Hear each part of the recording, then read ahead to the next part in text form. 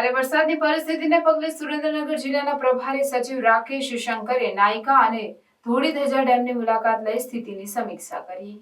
ભારે વરસાદની પરિસ્થિતિને પગલે સુરેન્દ્રનગર જિલ્લાના પ્રભારી સચિવ રાકેશ શંકરે નાયકા અને ધોળીધજા ડેમની મુલાકાત કરી સ્થિતિની સૂક્ષ્મ સમીક્ષા કરી। ઉપરવાસમાં પડેલા વરસાદ સહિતની ડેમમાં થઈ રહેલી પાણીની આવક અને હાલ રિલીઝ કરાઈ રહેલા પાણીના જથ્થા સહિતની વિગતોની વિસ્તૃત માહિતી મેળવતા પ્રભારી સચિવ જિલ્લાના વરિષ્ઠ અધિકારીઓ સાથે ગહન વિચાર વિમર્શ કર્યો હતો। ભારે વરસાદની સ્થિતિમાં નાયકા ડેમમાં પાણીની આવકમાં થનારા સંભવિત વધારા અને તેના પરિણામે જો વધુ પાણી છોડવાની સ્થિતિ ઊભી થાય તો સંભવિત રીતે અસરગ્રસ્ત થઈ શકે તેવા વિસ્તારોમાં લોકો માટેના આયોજન અને પૂર્વ તૈયારીઓ વિશે વિસ્તારપૂર્વક ચર્ચા કરી હતી। આ મુલાકાતમાં પ્રભારી સચિવે જરૂરી સૂચનો આપતા જણાવ્યું કે ઝીરો કેઝ્યુઅલિટી અને માલ મિલકતના લઘુત્તમ નુકસાનના અભિગમ સાથે કામગીરી કરવાની થાય છે। તેમણે નાયકા અને ધોળીધજા ડેમમાં આવેલા વરસાદી પાણી અંગેની જાણકારી મેળવી હતી।